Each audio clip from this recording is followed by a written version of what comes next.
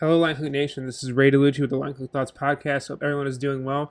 And before we get into these interviews actually, please hit the subscribe button and the like button. It would mean a ton if you followed this channel.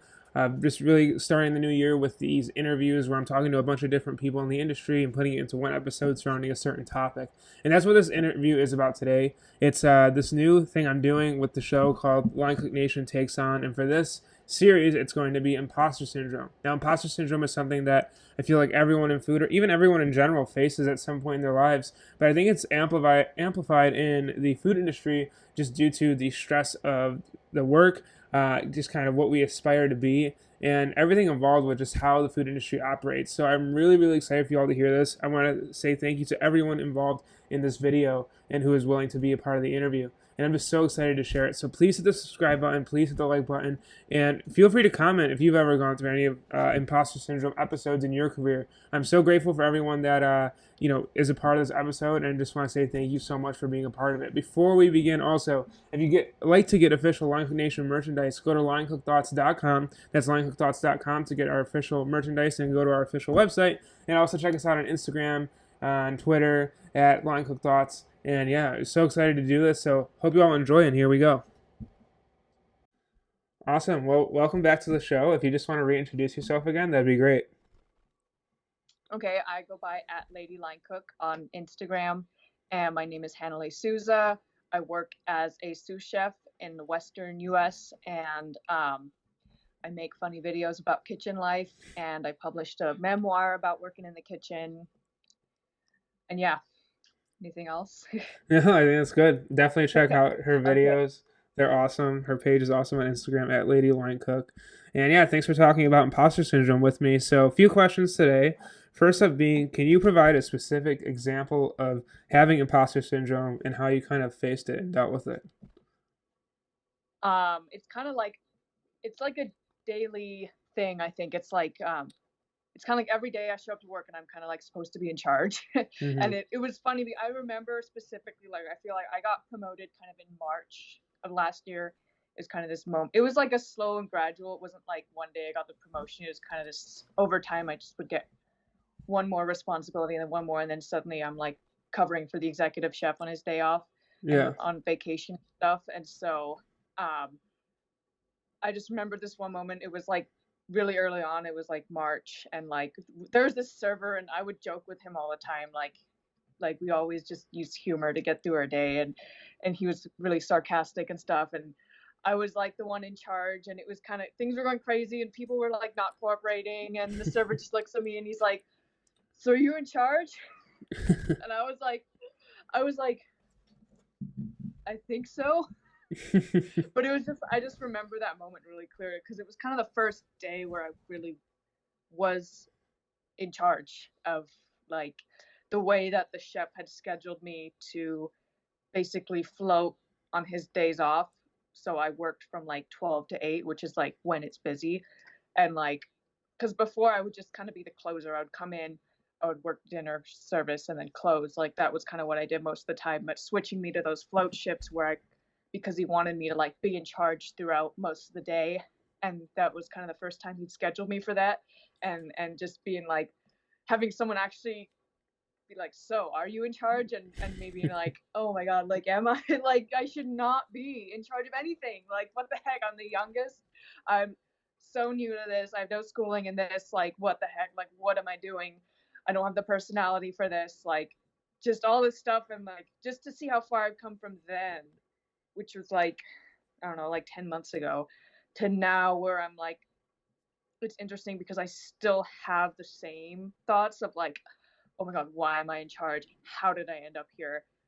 Am I even in charge? Like, and it's interesting because it's like I've been through like busy seasons now when there's like maybe 15 cooks in the kitchen, and I'm just like, and there's like tickets on the rail all day, and everything is like this storm, and everything is in the right place, and everything's going smooth. And sometimes I feel like I'm just running around and not really like doing anything. I'm just kind of like the one in charge, and it's like it's just interesting to see how far I've come since then, because like it's still the same me. I still have the same thoughts of like, how am I in charge? How did I get here? Whose idea was it to put me in charge? But like I kind of own it better where I'm like, okay, but like everything's going smooth, and like remember that time last week when everything was successful, and like remember when you covered for the executive chef over Thanksgiving week because he was out. Like I kind of have more history behind me to where I can be Mm-hmm. like, look at all the times you did good, and like versus thinking back to that moment in March when I was like, oh my god, like am I in charge? I don't know. So it's been interesting since then.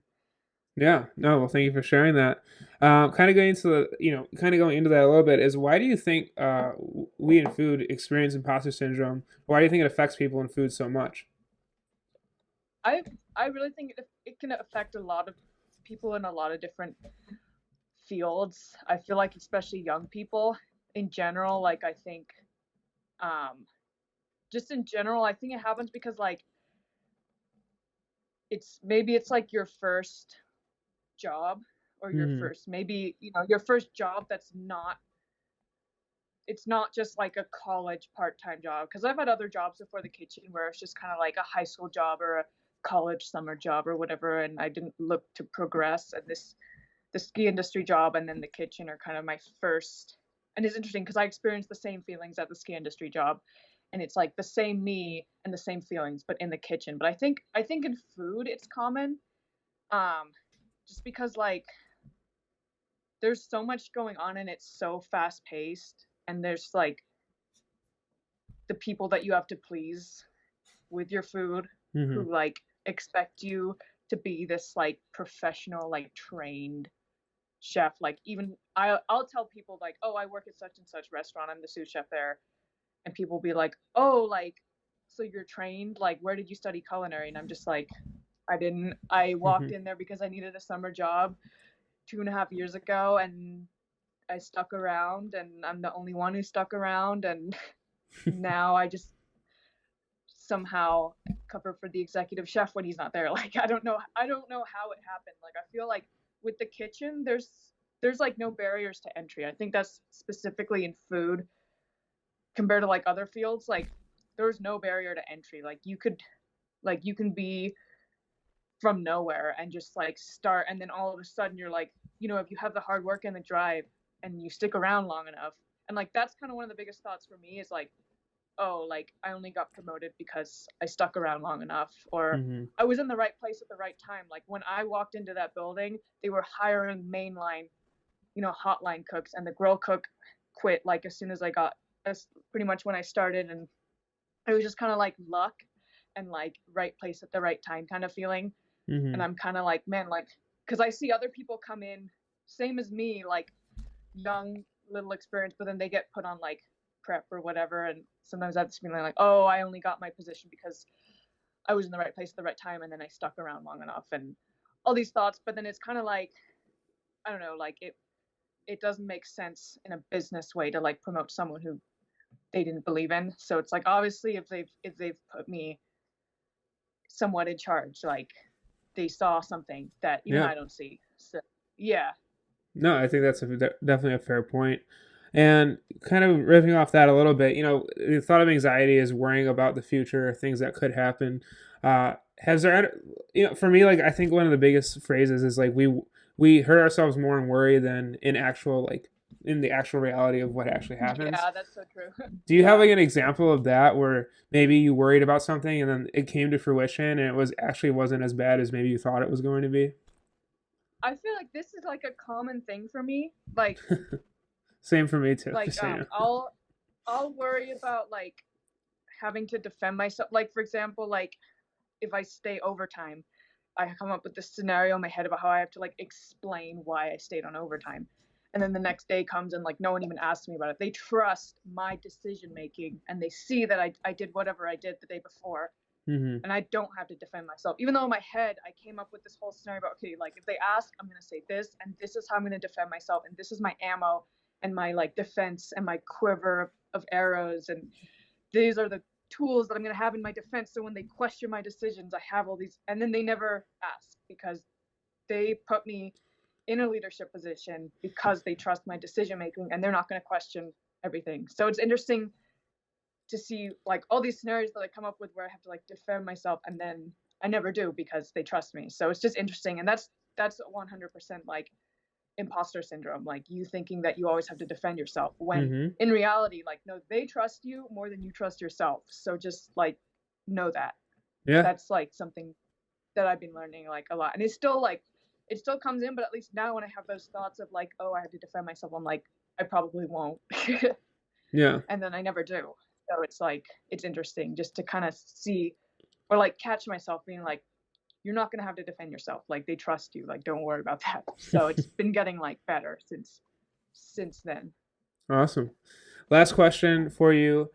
A lot of people experience imposter syndrome. You know, when I put out that I wanted to do an episode on it, so many people reached out and so many more. Like, I can't wait to listen to this. What advice would you give to someone who's dealing with imposter syndrome right now in the food industry? I would say recognize it, call it out, like what I just talked about with like feeling the need to defend myself and then recognizing that thought and being like, no, you're not gonna have to defend yourself. Like, don't like you've been through this before, you come up with all these scenarios and then you don't have to. Like just recognizing it and being able to be like, oh, like that's remember last time when you had that same thought, but then it pulled through, like you were okay. Like the more it happens, the more you can call it out and like call it what it is and say like and I've actually helped a lot of people on my page too, just talking about it because people would Mm-hmm. comment and be like, wow, I never knew this was a thing. I thought just like I thought I truly was, you know, just this imposter, but then you calling it out and saying like, no, it's an actual thing that a lot of people experience, help them, but it also helps me because I'm calling it out in myself, like making these videos and also using humor and like poking fun at it and calling myself a case study for imposter syndrome. Like it's it's all to help other people, but also to help me. Me Yeah. calling it out on my platform is like helping myself work through it, and then seeing other people's comments being like, oh, you too, I thought it was only me, or like people who are older and farther down the path commenting saying like, I still have it and I'm 50 and I've been in the business since I was 20. Like kind of seeing all people and like men and women and you know, young, old, all over the world, just knowing that it's like universal, everyone experiences it, and knowing that helps a lot for sure. Awesome. Thank you so much for sharing all that. Yeah. All right, so we're actually just started recording right now. So if you just want to introduce yourself, that'd be great. Awesome. So my name is Mark Rodriguez. I'm a pastry chef and savory chef. Got about 8 years in the industry total, all of them in restaurants. And yeah, here in Vegas right now, but you'll probably find me in another city sometime next year. Awesome. And yeah, thank you so much for coming on. You can follow him at Chef Mark Rodriguez on Instagram. I also have the link to everyone's Instagram or social media handle in the information below. But basically talking about imposter syndrome today, thank you for coming on and talking about it. First question is, can you provide a specific example of imposter syndrome that you've faced? Yeah, I have two that come to mind very particularly. The first one was early in my career. I was had no pastry experience whatsoever. Just got into the food industry, and I had walked into Jean Georges, and I kind of went into this restaurant not knowing what Michelin stars was, not knowing what fine dining was, Hmm. and I was the worst. I would say I was the worst student in my pastry class because I had no experience. Everybody's been baking with their grandmothers for 10 years already. And I go in there, nobody thought I would get the job. I land the job. I made so many mistakes on my stage, and I get this job. Yeah. And when I come back to school the next day and I tell them I got this job at a 3-star restaurant, they were like, "There's no way this kid, landed that job." Hmm. And they all start going out for their for their stages now. Like everybody started applying at all the best restaurants in New York City, and they weren't getting hired. So for me, I was like, "Yo, I'm not that good. I'm not." A couple weeks go by. By then, I'm a little more. I dove in a little more into the fine dining world, um, and I see all these stages come through Jean Georges, and they're so much better than me, 5, 6 years of experience, and they're not getting hired. Hmm. And I would sit in my head, and eventually, I had the opportunity to ask my chef. I was like, "Chef, why did I get the job, and why didn't they get the job? I know I'm not good. I know my whole experience is about 3 or 4 weeks, and He was like, you came here, you wanted to work here, and that's why we wanted you here. He goes, I ask all these guys where they want to work or if they got stages lined up, and they list every other 3-star in New York City. And he was like, for me, they don't want to work for Jean Georges. They don't want to work and be a part of this team. They just want stars. They want to work for Michelin. He's like, that's not what we do here. So he goes, I'd rather have one of you than any of them.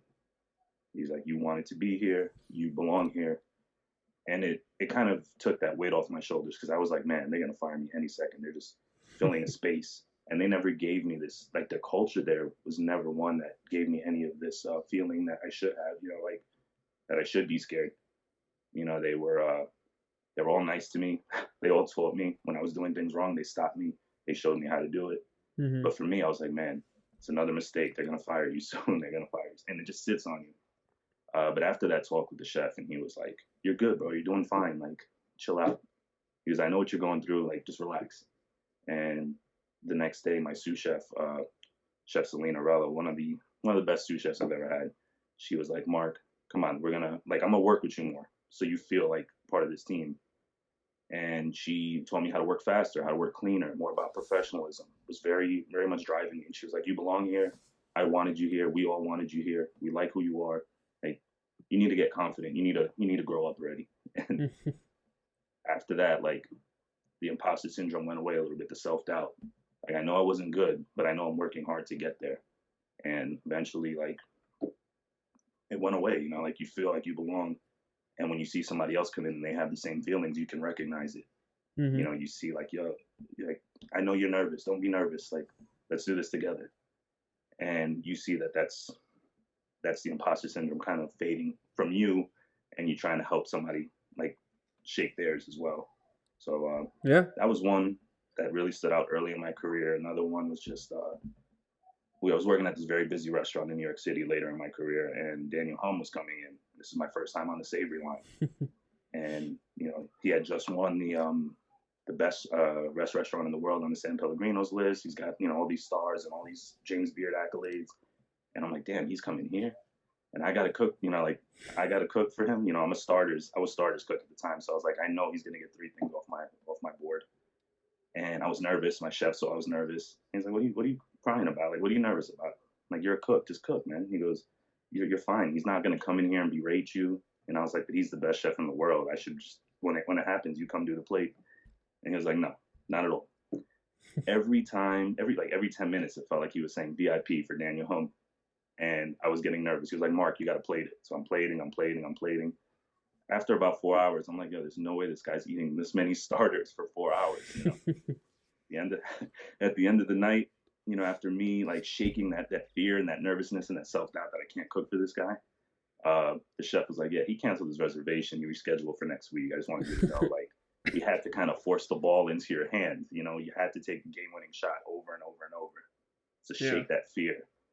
And he's like, by the end of the night, were you still scared? And I was like, no, I was actually kind of getting annoyed that that he kept wanting stuff off my station. So that fear, that anxiety, that buildup, it fades. You have to keep pushing against it a little bit and fight it. Yeah, thank you for sharing that. Why? And what an interesting story. It's like, I could just imagine just being there, like, like, why is this guy still ordering this stuff? But no, that's. I mean, I've had similar experiences with a chef where he was like, like, you're plating it, like, I trained you to do this. Like, it's not any different. So I think that's like really cool. Why do you think imposter syndrome affects so many people in the industry? I think in general, the culture of food is very high stress, from the owner down to the dishwasher.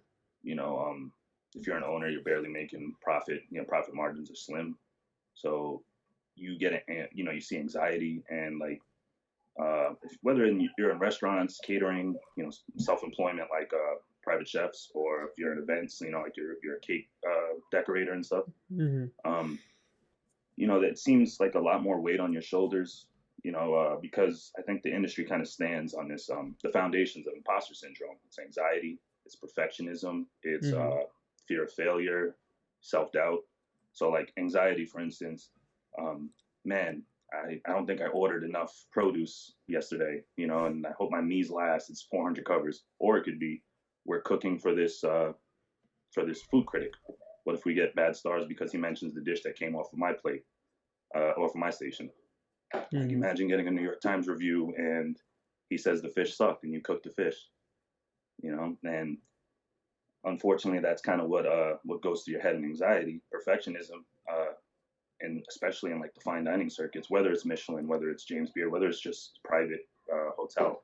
You Mm-hmm. know, some people really just want perfection, and they're told like it has to be perfect. It has to be perfect. We're aiming for perfection, so you have that stress, and self doubt. It's like, well, these people like my food. Can I charge this much for my services? Like, why did they come to me? And why are they going to pay $1,000 for my wedding cake when they can pay, the same price for a better chef? Or and sometimes they just like your style. Sometimes they don't like what the other chef is doing. Sometimes you have something that's working for you, and you don't see it. And let me see what the other one was.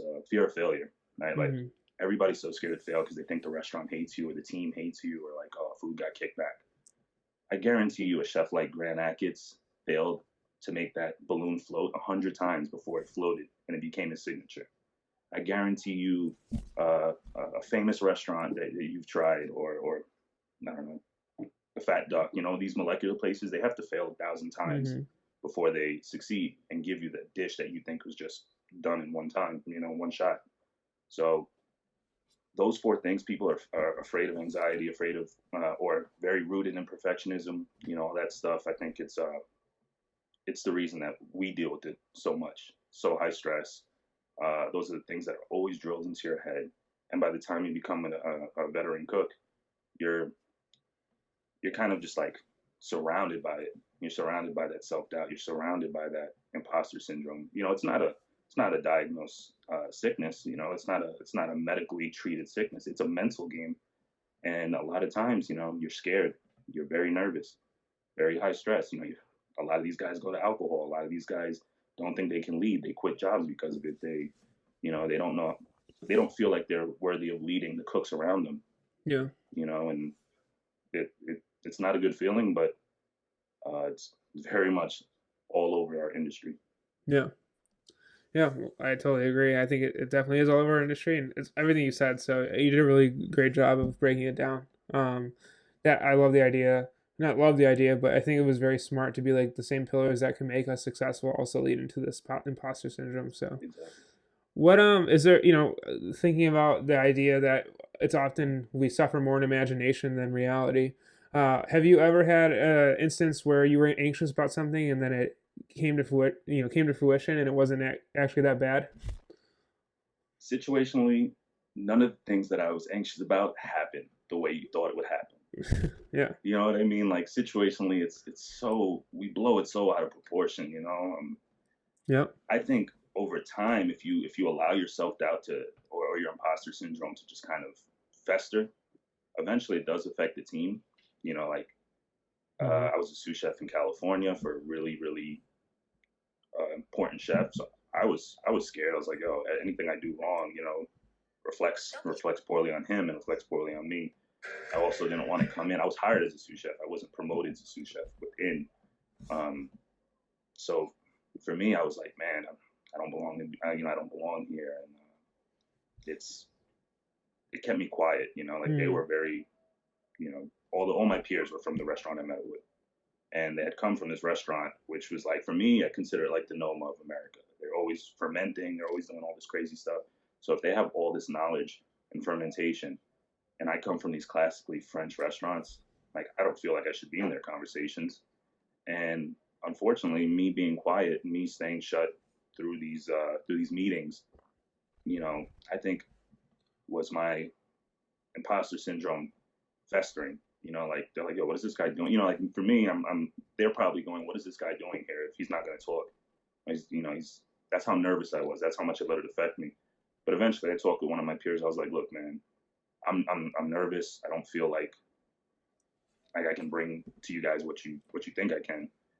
And he was like, yo, just speak up when you have something to say, And I was really thinking he was gonna be like, yo, then get out of here. But he was like, just speak up, man. You're gonna learn. It's a different culture. It's a different food. You've never done it, but you know, if you keep staying quiet during these meetings, people are gonna stop looking to you. If you keep if you don't take the shot, the game-winning shot every time we pass you the ball, we're gonna stop passing the ball in game-winning situations. Yeah. And you know, that's me realizing like all these anxieties that I had, all these thoughts, all these situations I created in my head, they rarely come to reality the way that you picture them coming to reality. You know, like a lot more people are understanding. He told me, is like, oh, when I was in my first year, I was scared of getting fired every day. I was scared of talking. I didn't know nothing about food. And people embrace you. People will teach you. If you tell somebody like, hey, I need help. Can you show me? You know, chef, I'm feeling a little under right now because of this. You'd be surprised how much your chef helps you. But if you stay quiet and you act like you got everything under control, the chef is going to expect you to have everything under control, you know? Yep, no one's going to know. So these situations rarely happen the way you think they're going to happen. So you have to kind of force the situation to happen a little bit, you know? That's how I see it. Yeah, I totally agree. And last question, you know, you gave a lot of great examples of imposter syndrome and how you've dealt with it. What advice would you give to someone who's starting out, or it doesn't have to be starting out, they could be 20 years in the industry and they're dealing with imposter syndrome? What would that like quick piece of advice be for them? You have to not be scared of making mistakes. We don't want to fire you. Nobody wants to fire you. We want you to grow. We want you to be a great cook, because then you can be a great chef. You can go on and reflect very, very well upon the people who trained you. You kind of have to love yourself like Kanye loves Kanye. You know, you have to, if you post food on Instagram, be the first person to like it. You know, you don't need at least you have one like. If you make food, be the first person to taste it and critique it. But don't say, oh, this sucks, they're not gonna like it. Say, oh, it could use a little more salt, fine. But you have to build your own confidence. You have to fight it. It is a mental game. You have to have that like Kobe Bryant mentality. You have to have that fight in you. You're not perfect. All your heroes that you look up to in the industry, they're not perfect. Freaking Marco Pierre White passed gelatinous stock through a chinois, like on his first day of cooking, and he later became one of the greatest chefs at least in the modern history of chefs. He's one of the most recognized. But if you read his book, you hear that he took solid stock and he pushed it through a chinois, and everybody let him do it just to show him, like, you should ask. And he told his chef, and the chef was like, I would have melted it and then passed it, but okay, and he realized at that point, like, open your mouth, and ask questions and be confident, and just, you have to support yourself in that way. You have to have that fight in you. He came back the next day, and you have to keep coming back the next day, but come back with a little more, I learned something, or it's not going to happen today. And if you have that fight in you, if you have that belief in yourself, you'll kick this to the curb. Imposter syndrome can't fester, can't sit in your head. You kind of have to have a little cockiness. You can be humble and be cocky at the same time. I know it doesn't sound like you can, but if you want to be great, if you want to just succeed day to day, if you just want to have a great service, you have to be like, I'm going to kill this service. I'm going to make mistakes, but I'm going to kill this service. And if I make mistakes, I got friends around me who are going to help me. And if they don't, then I'm going to get better by fighting through it. And just always have that little bit of fight in you. Yeah, awesome. Thank you for sharing all that. Of course, brother. All right, awesome. Well, welcome on the show. If you just want to introduce yourself real quick, that'd be great. Great. My name's Nick Desimoni. I live in Philadelphia, and I use they, them pronouns. My Instagram handle for my pasta page is Boba Fettuccine _PHL. Awesome. Thank you for sharing that. If you wanted to start out by, we're going to talk a little bit about imposter syndrome, obviously. So first up, can you provide a specific example of imposter syndrome that you've faced? Oh, gosh. I think for me, the biggest, regular example is that so often when I walk into the kitchen, I just, have this, overwhelming urge of, do I belong here?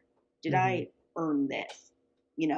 Is everyone around me gonna, am I gonna, do something, mess up a recipe? Am I gonna, make a mistake on a pickup and everyone's gonna be like, aha, I knew it. I knew you didn't belong here.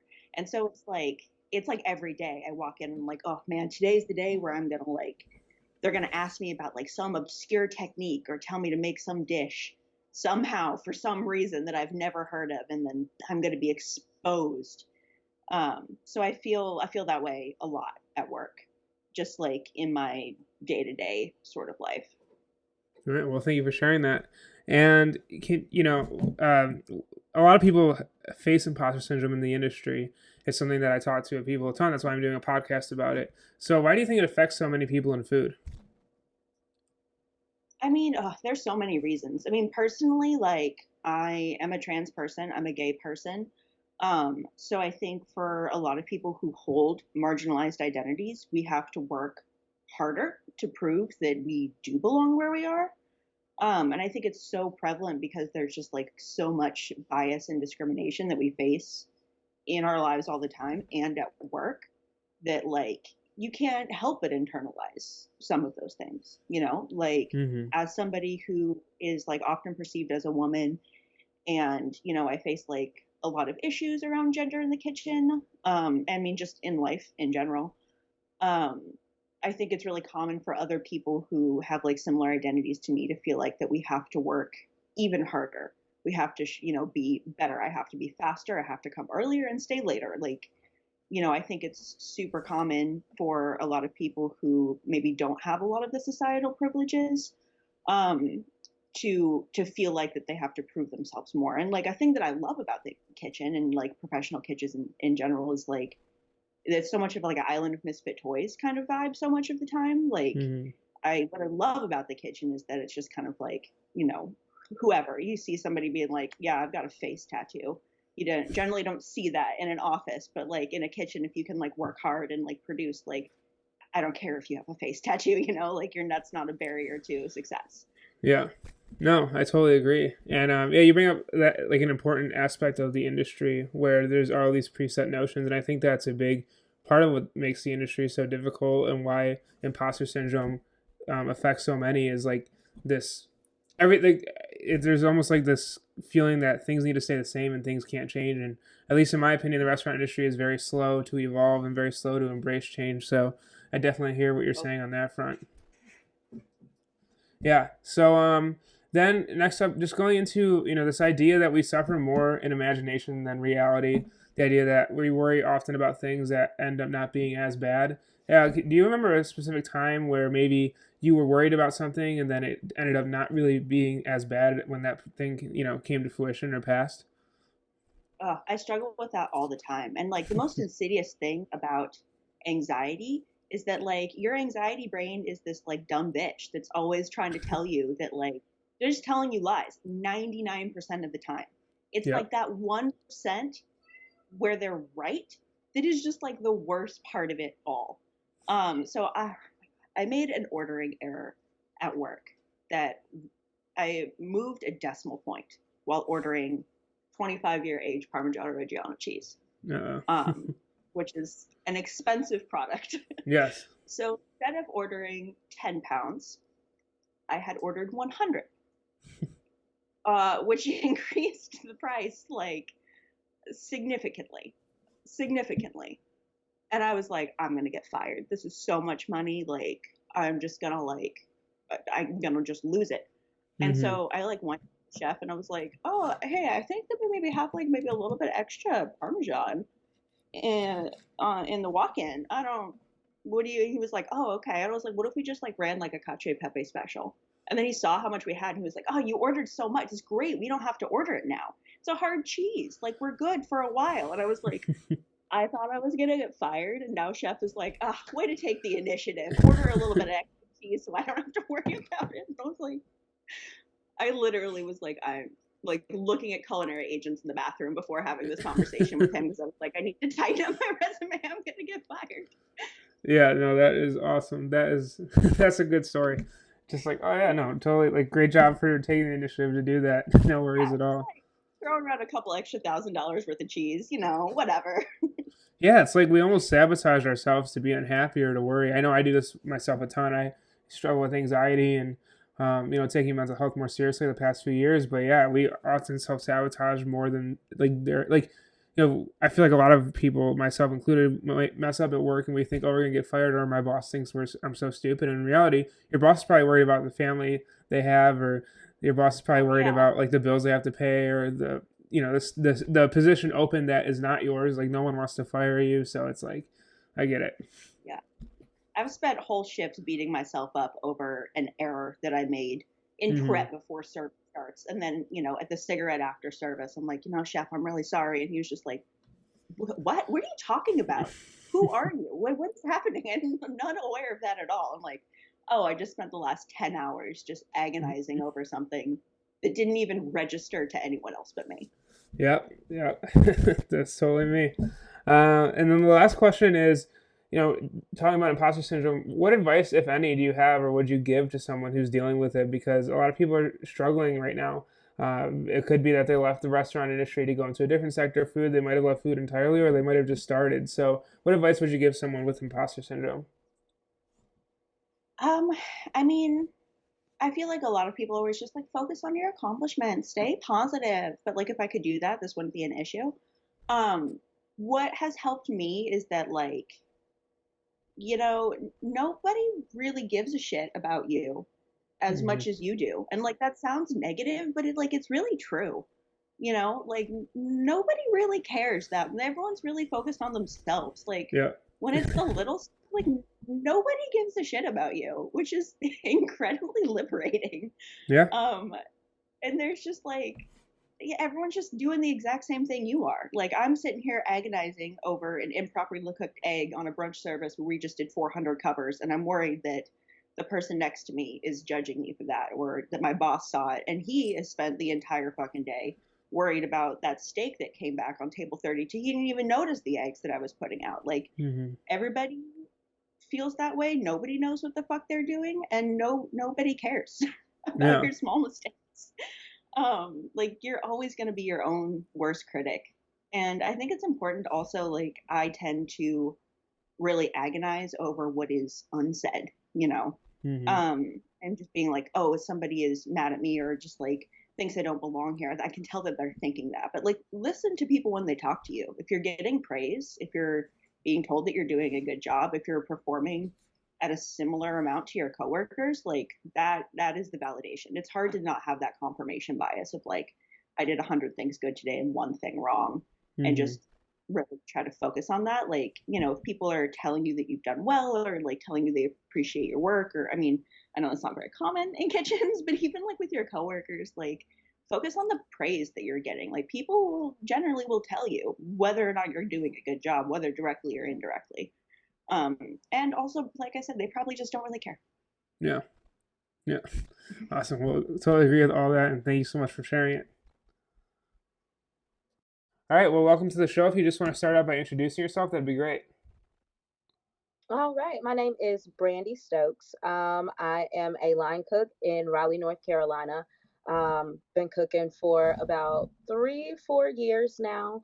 Working on going into kind of the personal chef and catering realm of food service. My Instagram is chef_Brandy. You can find me there. Okay. Um, Awesome. Cool. All right. Well, thank you for sharing that. So to start, if you just wanted to just go ahead and share an example of when you've had imposter syndrome, or like, when you've kind of felt that recently working in the industry. mhm. Yeah, actually, I've kind of felt it a lot. Being a person who's already like really anxious and also a perfectionist. Mm-hmm. Um, yeah, I started doing private events around Okay. this time last year, because of the pandemic. Actually, the restaurant that I was working at ended up shutting down, and I got my first client, and I was so excited. But I showed up to that lady's house, and I felt like my brain turned into soup. Like I was so nervous. I was like, Brandy, can you even do this? Have you been doing this long enough? Like you just jumped out there. Yeah. What if you totally ruin this lady's dinner and she's paid you hundreds of dollars to feed 15 people, Yeah. So, um, yeah, so I got there and, everything ended up going fine, of course, but it was just that little moment of nervousness, especially since it was that first time of wondering, like, can I really pull this off? Even Mm-hmm. though I've pulled it off multiple times before as the sous chef at a catering company. Yeah.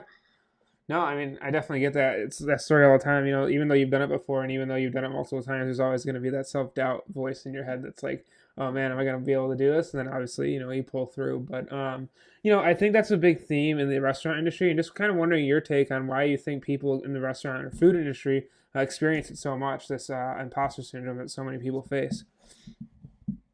Well, honestly, I think it has a lot to do with social media and watching other people's work. And I realized that a lot. Like we were just saying, I just, started my Instagram and I was Mm-hmm. realizing, I didn't really have a lot of food pictures or anything that I felt like was good enough to share. And just based off of the pictures, it started like a whole little nitpick Mm-hmm. in my head about like my entire career. And it was like, oh, your food pictures aren't that great. Are you doing everything else as good as you thought you could? Like, how's your food going to come across as good to people? And you can't even take the picture or get the right angle or the right lighting. And it's like everybody's got these awesome teams of people that they work with. um, as far as these chefs on social media, on Instagram, all these awesome things that you're seeing. They've Yeah. got like some of them have recipe writers, they've got photographers, they've got like content creators, and I'm just me, it's just Mm-hmm. me learning to figure all this out on my own. So I got to realize when I'm looking at everybody else's work, um, is that it takes a lot of time and a lot of effort, and it's not always going to look as great as everybody else's does, but you still got it.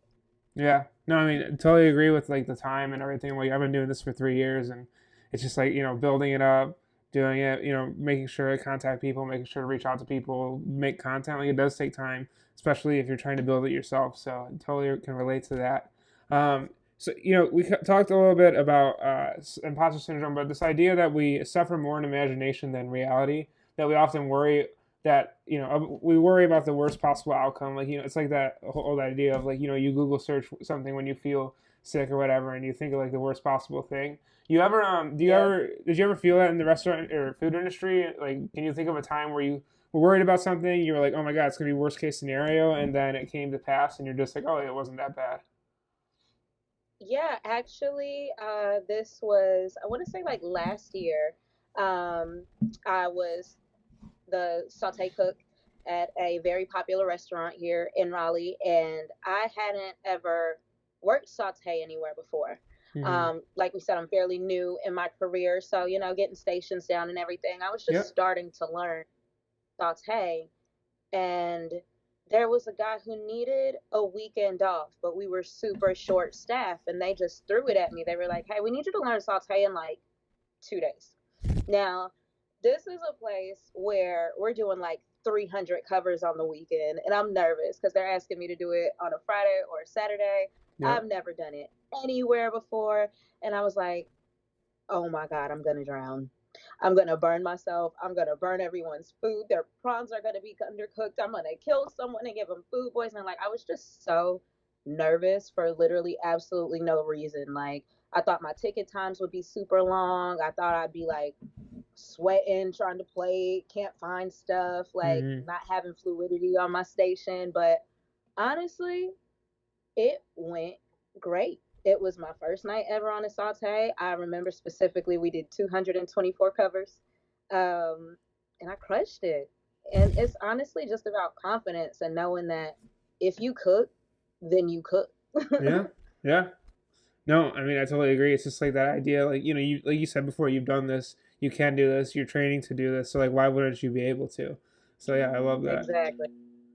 Yeah, last question for you. A lot of people listening, the whole idea of this podcast is to talk about imposter syndrome, kind of give it a name, give that self doubt just a voice in your head, kind of just being able to like deal with it, and also just being able to kind of understand why we all go through it. What advice would you give to someone who is going through imposter syndrome right now, based off of what you've shared previously?